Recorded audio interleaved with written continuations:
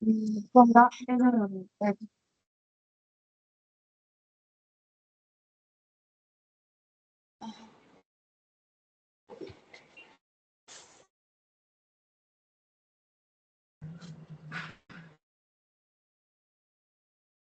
Buenos días.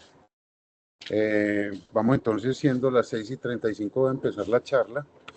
Eh, Vamos a hablar del feto con bloqueo auriculoventricular para dar inicio a estas reuniones conjuntas entre materno-fetal y reumatología. El feto con bloqueo auriculoventricular.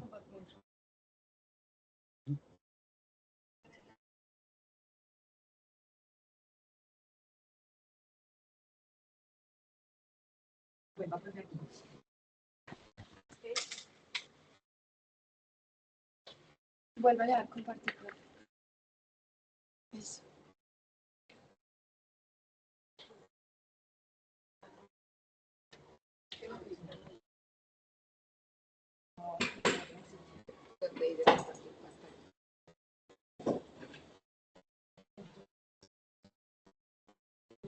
Y vuelve a la presentación.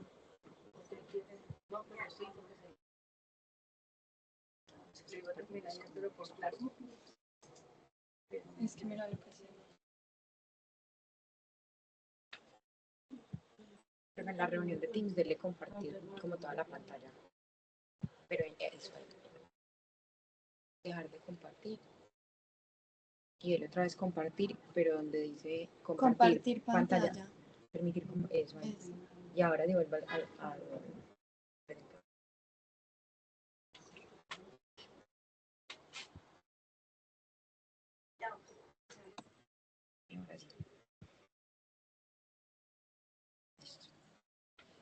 Bueno, ahora sí. El bloqueo auriculoventricular es una complicación infrecuentemente vista en la medicina materno-fetal y en la pediatría, en la cardiología pediátrica. Se presenta más o menos uno cada 20.000 nacidos vivos, pero un grupo significativo de los pacientes que debuta con bloqueo auriculoventricular tiene una etiología estructural cardíaca o genética. Más o menos 4 de cada 10 tiene un bloqueo auriculoventricular derivado de una causa autoinmune, frecuentemente asociados a anticuerpos anti-RO y anti-LA y eventualmente asociados a anticuerpos anti-RNP. Desafortunadamente, la gran mayoría de los fetos que debutan con bloqueo auriculoventricular lo hacen con la modalidad de bloqueo auriculoventricular completo o grado 3, de tal manera que representan un reto de manejo y enfrentan una morbimortalidad significativa y definitiva, generalmente irreversible. Entre nosotros, la gran mayoría de fetos que debutan con bloqueo auriculoventricular de origen autoinmune lo hacen de madres que son asintomáticas y que no tienen una enfermedad reumatológica previa. Una minoría en las cifras europeas, menos del 15% de los pacientes tienen la madre el diagnóstico de la enfermedad reumatológica. La mortalidad de la condición en vida fetal es hasta el 20% y va incrementando conforme avanza la vida postnatal, y la mayoría de estos pacientes que tienen bloqueo completo requieren tempranamente la colocación de un marcapasos para llevar la vida. Más o menos el 70% de estos pacientes. Además del bloqueo auriculoventricular, puede haber otras anomalías autoinmunes, inflamatorias, que afectan el endocardio o el miocardio, además del sistema de conducción. Y cada vez es menos frecuente, pero era una causa frecuente de parto prematuro iatrogénico al manejar la bradicardia inherente a la condición como un sufrimiento fetal agudo que ameritaba finalización de la gestación. Esta es la forma como se ve un corazón fetal con un bloqueo auriculoventricular completo, en el cual hay una disociación entre la contracción auricular y la contracción ventricular. Tenemos entonces que más del 90% de los pacientes que tenemos con bloqueo auriculoventricular debutan con un bloqueo auricular completo, es decir, con frecuencias cardíacas fetales ventriculares que se sitúan entre 40 y 60 latidos por minuto y con frecuencias auriculares normales. Esas bradicardias se consideran en la vida fetal bradicardias severas. Cuando evaluamos un feto que tiene una bradicardia en el segundo trimestre y cumple esas características de severidad, nosotros nos preguntamos, en primer lugar, cómo está la estructura cardíaca. Y si la estructura cardíaca es anormal, generalmente nos encontramos con un isomerismo o con una transposición de grandes arterias.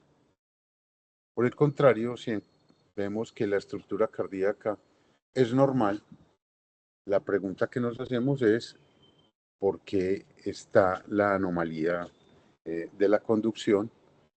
La respuesta más probable es que haya anticuerpos anti-Rho, anti-La o antirribonucleoproteína, y si no los hay, estamos enfrentando una anomalía rara de orden genético. Tenemos apenas un caso de bloqueo auriculoventricular completo sin anticuerpos circulantes que correspondía a un niño que cursaba con albinismo y con el bloqueo producto de una mutación infrecuente.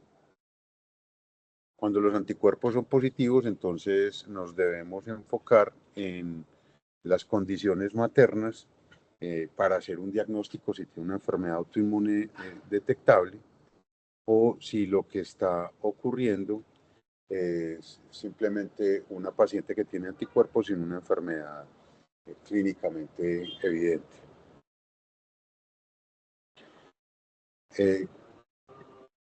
Cuando tenemos un feto entonces con bradicardia fetal, que no tiene una anomalía estructural, que llegamos a la conclusión de que tiene un bloqueo auriculoventricular secundario a la presencia de anticuerpos circulantes en la madre, lo que primero nos interesa saber es la frecuencia cardíaca fetal efectiva, es decir, la frecuencia cardíaca derivada de la medición Doppler de la arteria umbilical, porque esa nos hace una semblanza del gasto cardíaco fetal. Frecuencias por debajo de 40 generalmente conducen a hidros fetal y acarrean un muy mal pronóstico.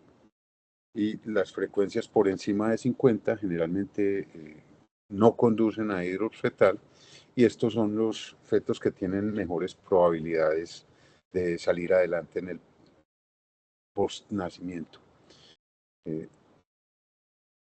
La frecuencia auricular es indicativa de si hay también una respuesta auricular significativa. Es raro tener arritmias auriculares en estos pacientes.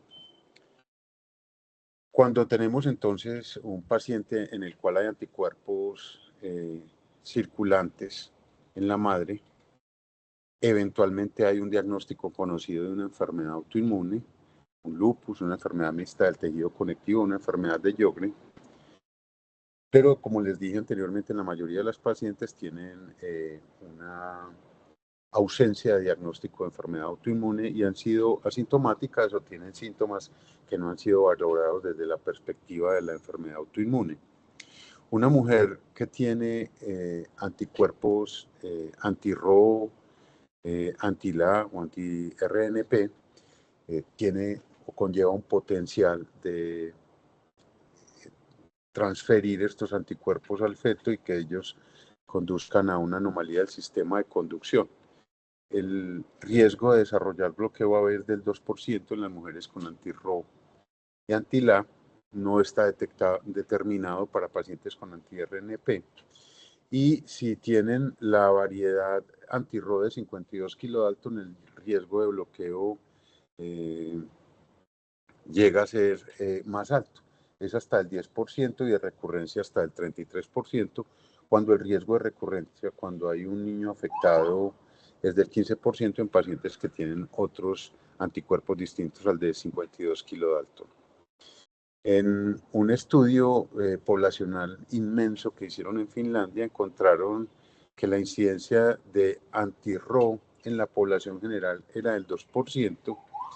Si nosotros asumimos que esa es la incidencia en la población general femenina entre nosotros, y 2% de los portadores de anti-Ro puede desarrollar un bloqueo AB.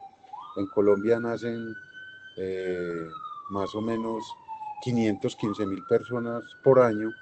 Eso indicaría que al menos tenemos 92 neonatos que tienen bloqueo AB congénito, lo cual pues implica una morbilidad y unos costos para el sistema de salud muy significativos. La presencia de anticuerpos anti-Ro y anti-LA sigue claramente el modelo de teratogenicidad, es decir, hay un periodo crítico en el que la exposición fetal a una noxa genera mayor probabilidad de determinar un daño. En este caso la noxa son los anticuerpos. Hay una relación entre la dosis de exposición a los anticuerpos y el riesgo de estar dañado. A mayores títulos de anticuerpos, el riesgo es mayor, y hay detectado una vulnerabilidad individual. Eso está muy claro cuando solamente el 2% de los fetos expuestos desarrolla la condición. El periodo crítico de exposición está situado entre las 14 y las 24 semanas, siendo inusual la aparición de un bloqueo completo después de la semana 28 de embarazo. La noxa, pues la conocemos, anti-Ro, anti-LA, particularmente el anti-Ro 52 y el anti-RNP. Menos del 50% de los fetos enfermos está expuesto a títulos bajos, digamos, por debajo de 100. Hay fetos que tienen mayor riesgo. Se ha detectado la asociación con una mutación vinculada con el metabolismo del calcio que permite mayor influjo o deterioro de los transportadores a nivel de la célula nerviosa miocárdica. Hay 2 o 3 estudios en los que demuestran que las mujeres con infecciones intercurrentes o hipertiroidismo en el periodo crítico tienen mayor riesgo de estos fetos de desarrollar la condición, y hay algunos medicamentos como los antipsicóticos y los macrólidos que también incrementan la vulnerabilidad del sistema de conducción. Aún así, todos los fetos enfermos generalmente no tienen, los fetos expuestos no tienen bloqueo, y solo un grupo significativamente pequeño de ellos desarrolla el bloqueo auriculoventricular, como ocurre con la mayoría de los teratógenos. Cuando tenemos un bloqueo auriculoventricular autoinmune nos enfrentamos a 3 potenciales escenarios. El primero es el usual, en el que un feto de una madre normal debuta con una bradicardia. El segundo es el escenario en el cual conocemos la paciente, el estatus serológico de la paciente, porque tiene una enfermedad autoinmune o porque en algún rastreo de los que dice Carlos Jaime que no sirven, desafortunadamente le hicieron marcadores pues por algún brote en la piel o cualquier bobada. Y el tercero es el escenario en el cual una madre ya tuvo un hijo con bloqueo auriculoventricular. Cuando el feto debuta con bloqueo auriculoventricular, que sabemos que es un escenario raro, pero que vemos 3, 4 pacientes al año, sabemos que la etiología autoinmune es una causa muy significativa y que la mayoría de ellos debuta con un bloqueo auriculoventricular completo. 70% de esos bebés irán a colocación de marcapasos en el primer año de vida, la mayoría de los que nosotros vemos en la primera semana de vida, y aunque está publicada una mortalidad fetal hasta el 18%, entre nosotros no ha sido frecuente la mortalidad fetal, pero sí hemos tenido algunos bebés que tienen una mortalidad perinatal. El síntoma de debut es la bradicardia marcada, y con frecuencia eran bebés que nacían por cesárea a la semana 26 o 28, solamente porque se les diagnosticaba sufrimiento fetal por la bradicardia. El otro escenario es el de una mujer que tiene anticuerpos positivos, pero no tiene antecedente de hijo con bloqueo auriculoventricular. Tiene un riesgo del 2 al 5% de desarrollar bloqueo auriculoventricular y hasta la fecha no hay modelos de predicción de vulnerabilidad diferentes a los derivados de titulación de niveles anti-ROS 52 que genera una vulnerabilidad que triplica la derivada del anti-RO no 52 o anti-LA o anti-RNP. Hay una asociación directa con títulos elevados y, como dijimos anteriormente, el hipotiroidismo, infecciones virales, mutaciones fetales que no podemos ni siquiera determinar. Algunos medicamentos y hasta el estrés están vinculados con mayor riesgo de desarrollar el bloqueo auriculoventricular. En las mujeres que tienen un antecedente de un hijo con bloqueo auriculoventricular, el riesgo de recurrencia es variable, pero es mayor con el anti-ROS 52, que está en el panel de polimiositis, dermatomiositis. En Colombia se hace midiendo el panel, que debe ser más caro que no sé si tenga valor hacerlo, pero ahorita pues los reumatólogos nos ilustrarán al respecto.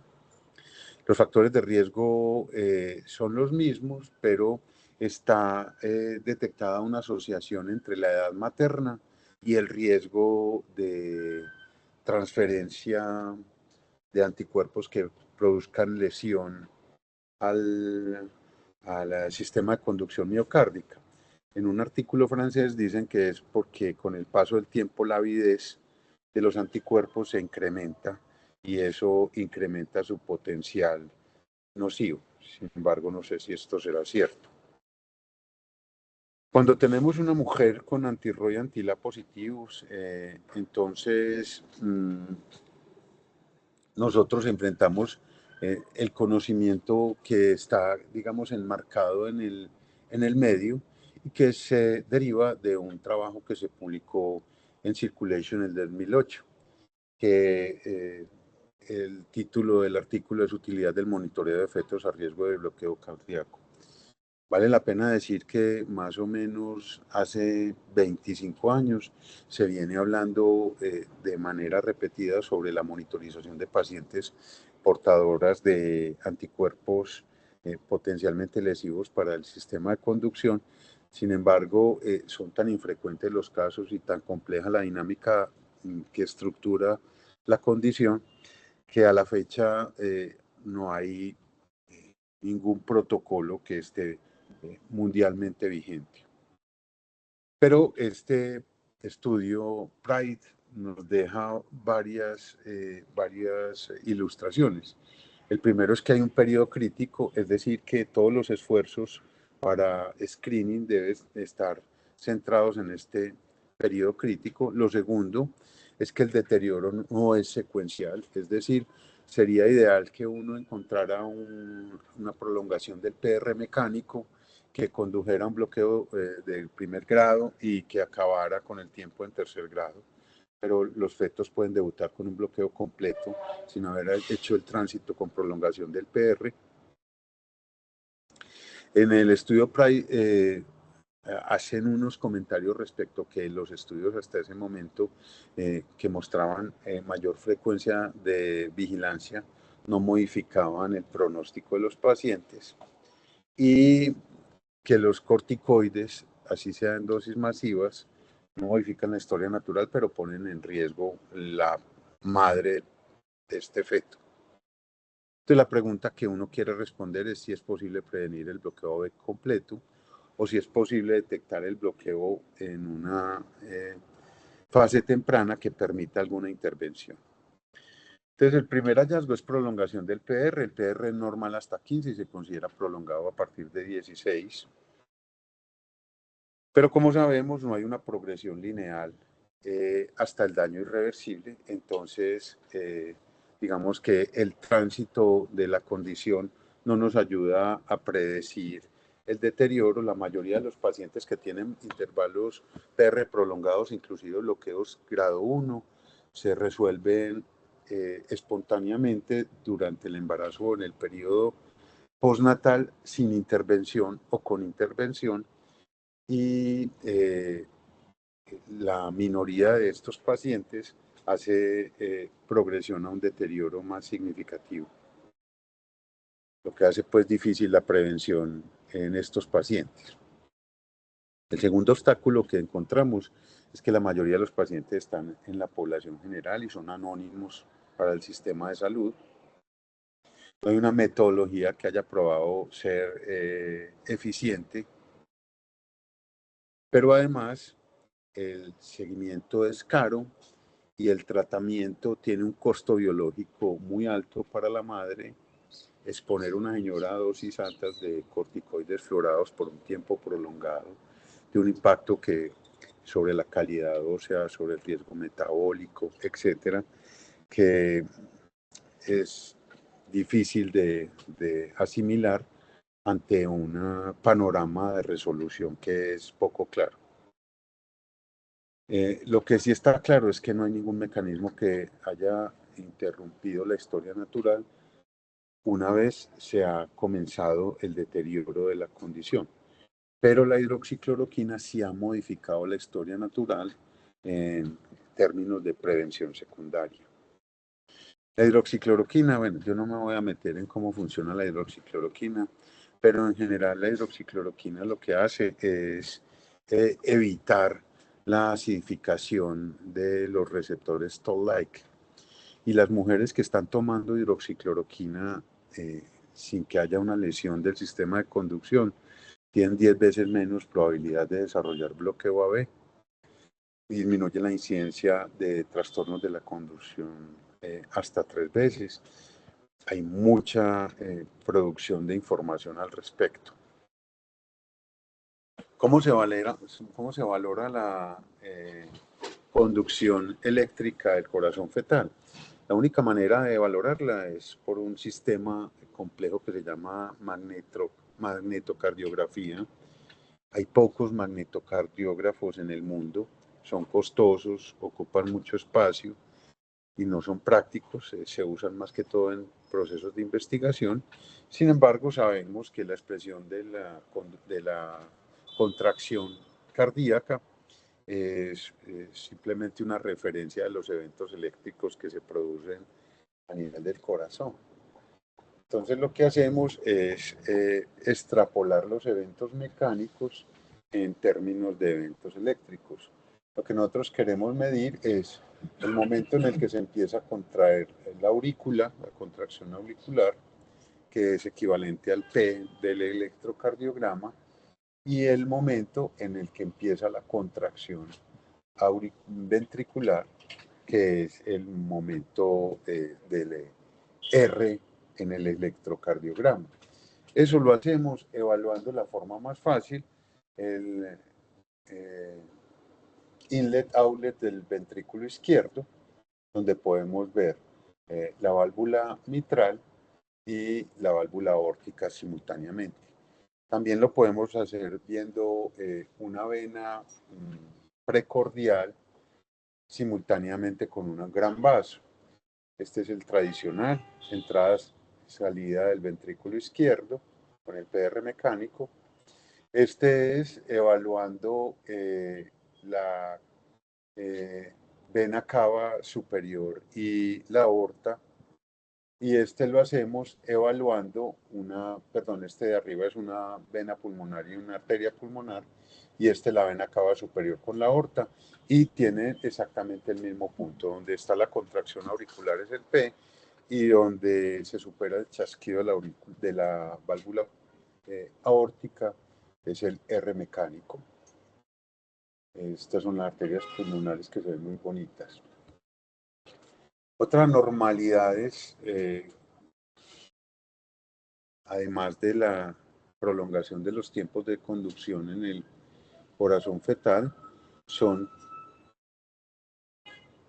la cardiomegalia, la miocardiopatía. Vemos aquí un corazón grande, poco contráctil, que ocupa 2/3 del tórax. Ese feto, por ejemplo, si tiene esta anomalía desde el segundo trimestre, no solamente va a tener problemas cardíacos, sino problemas pulmonares, y este feto tiene todo lo anterior más fibroelastosis endocárdica. La miocardiopatía dilatada, la fibroelastosis endocárdica, la cardiomegalia, la regurgitación tricuspidea severa, son todos marcadores de mal pronóstico postnatal en estos pacientes. La prevención secundaria, entonces, es en la que más esfuerzo se ha hecho, pues porque tenemos dos escenarios que están definidos, la mujer que es portadora de anticuerpos y la mujer que, además de ser portadora de anticuerpos, tiene antecedente de un hijo con bloqueo auriculoventricular, y la intervención es la hidroxicloroquina.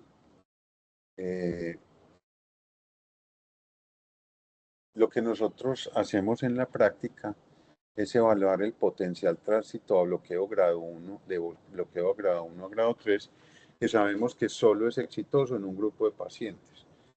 Dependiendo del grupo que esté publicando, dice, esto es posible en el 15, 20, 30% de los pacientes, es decir, que más o menos 1/3 de todos los pacientes tienen un tránsito de prolongación del PR hasta bloqueo completo, mientras 2/3 no hacen el tránsito y esos pacientes se escapan del plan de seguimiento secuencial con esta filosofía.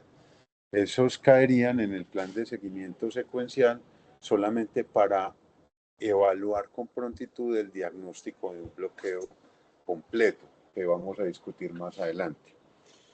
En general hay un acuerdo en que la ecocardio se debe hacer entre la semana 16 y 28. No hay acuerdo entre si la ecocardio se debe hacer cada semana o cada 2 semanas. Eso también lo voy a discutir más adelante. Pero se presentan estos escenarios.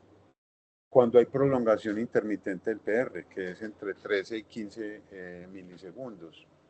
En estos pacientes se recomienda valorar diariamente 2 veces por semana y en la mayoría de ellos el PR se restablece hasta los normales. No se aconseja dar esteroides en estos pacientes porque tiene una alta tasa de normalización espontánea.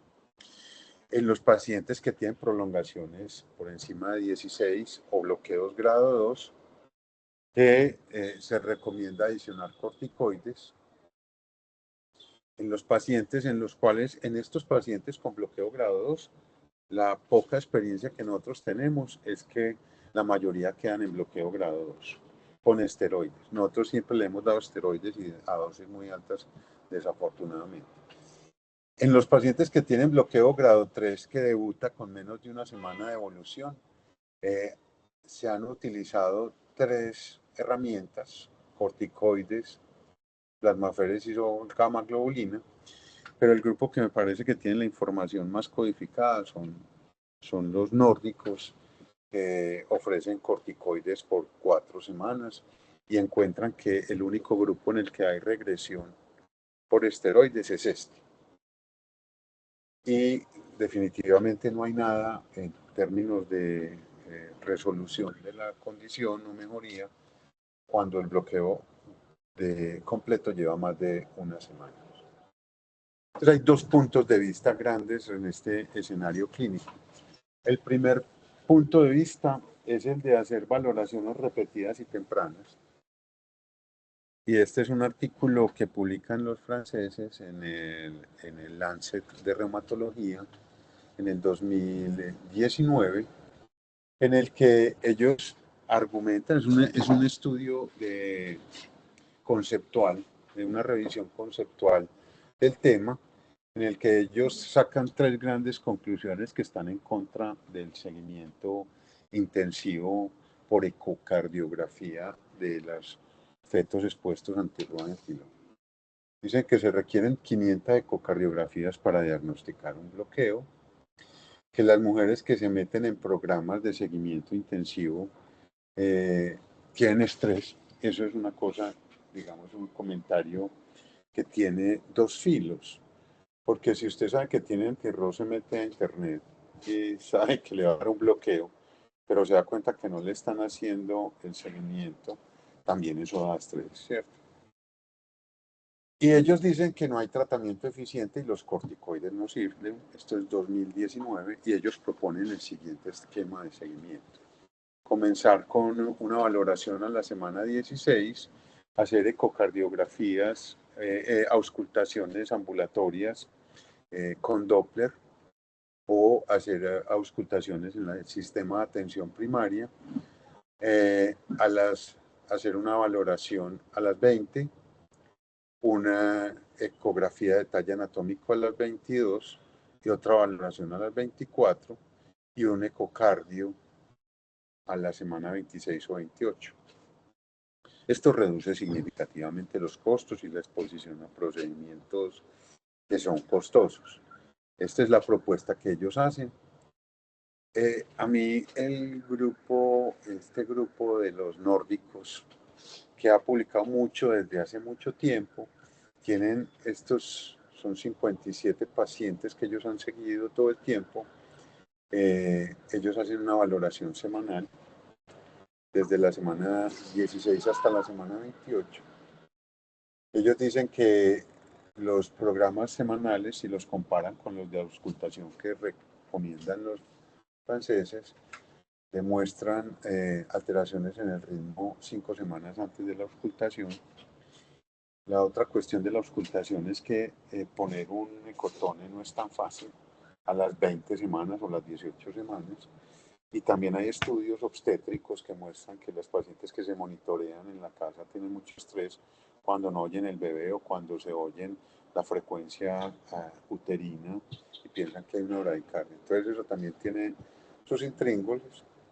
Ellos han encontrado que aunque los corticoides no mejoran el bloqueo AB en los pacientes, sí mejoran la frecuencia cardíaca fetal, algunos latidos de manera definitiva, lo que tiene implicaciones en el pronóstico de estos fetos, pero solo sirven si se inicia en la primera semana después de la producción del bloqueo, y que los niños con corticoides retrasan hasta 4 meses la necesidad de marcapasos. Una cosa es recibir un marcapasos cuando usted pesa 2.800 en el periodo postnatal y otro cuando pesa 4.800, por ejemplo. Este estudio, yo te lo paso, Carlos, es un estudio que me pareció muy bacano, pero además contenido, porque ellos recomiendan 4 miligramos día por 4 semanas. Nosotros a nuestras pacientes, a todas las que le hemos dado esteroides todo el embarazo. Conclusiones.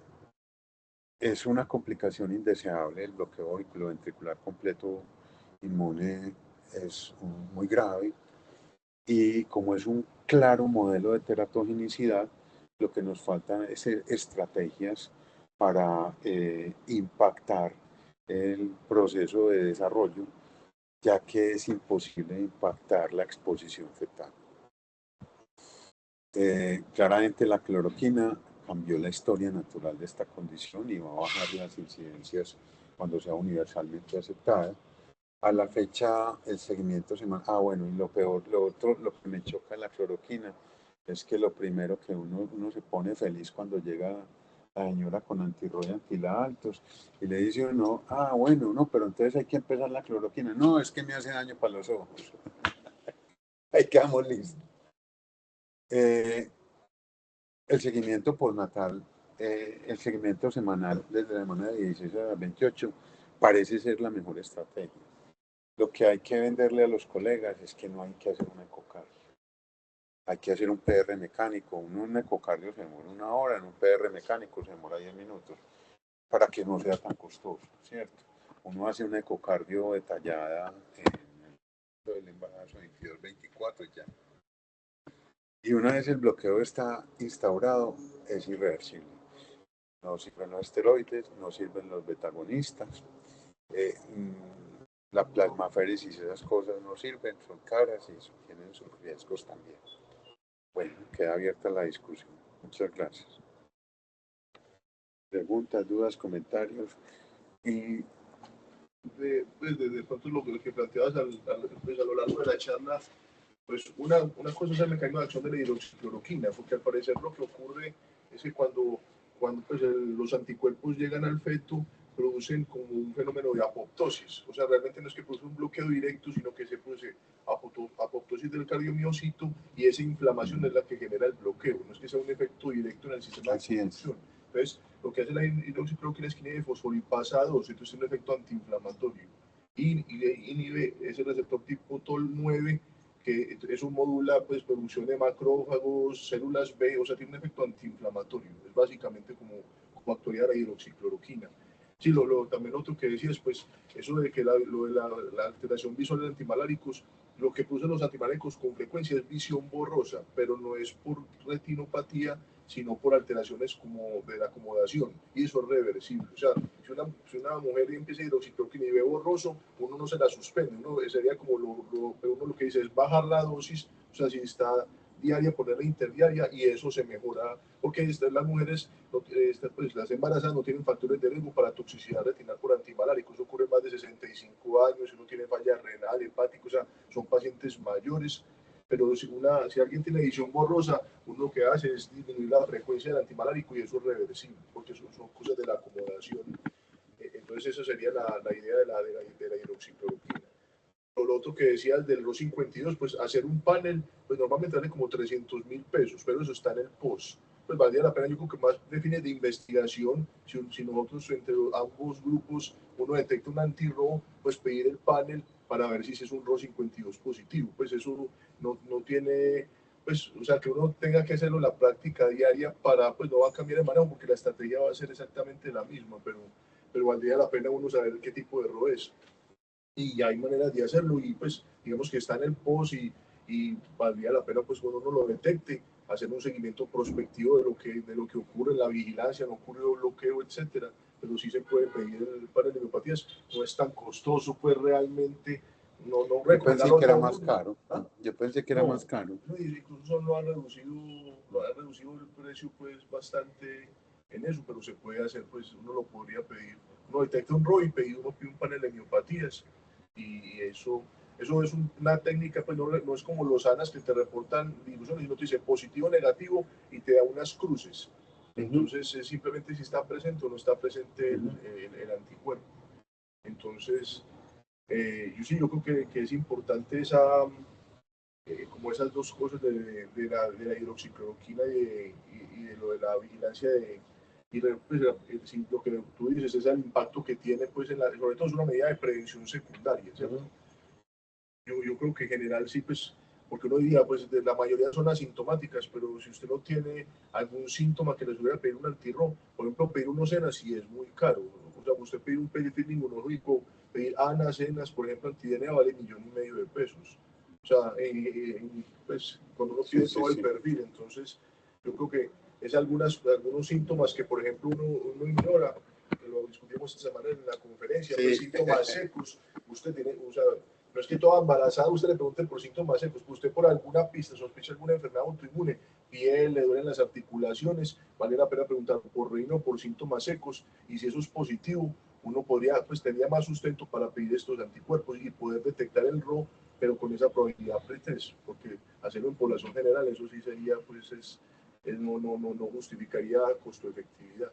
Pero sí, tenía la duda y por eso desde ese punto de vista lo de si no hacer o no ecocardiografía, pero es interesante, pues yo creo que hay que seguir haciendo la estrategia, pues realmente yo creo que sí. De PR entre ecocardiografía y PR. Yo sé que uno dice, pues, ante la sociedad de materno-fetales y todo eso, no, pero es que podemos hacer el PR y no cobrar una ecocardiografía cada semana. La gente pues, se va a enojar. Sí, claro. La gente se va a enojar porque le hace una ecocardiografía, la primera súper bien hecha. Ya sabe que no tiene ninguna malformación. Y de ahí en adelante son puros PR que factura como una ecocardio. Sí, pero excelente los escenarios clínicos que uno se ve. Sí, yo creo que pues, yo he tenido muy pocos casos en que se ha utilizado dexametasona y eso es una catástrofe. O sea, son pacientes que hacen una diabetes impresionante, hasta cetoacidosis diabética. O sea, es muy complicado porque eso es poner así todo el embarazo Eso es prácticamente como 1 miligramo por kilo diario Sí, de esteroides. sí, no, eso cuando es- uno hace la equivalencia de la Sí, dexametasona. sí, no, eso es una cosa Sí, catastrófica. Estos manes, no, las no, 4 semanas parece ser. pues sí, eso pues yo creo que lo podemos seguir implementando nosotros. Bueno, muchas gracias. Gracias. Muchas gracias. ¿Hay alguien que quiera preguntar de los 500 auditores?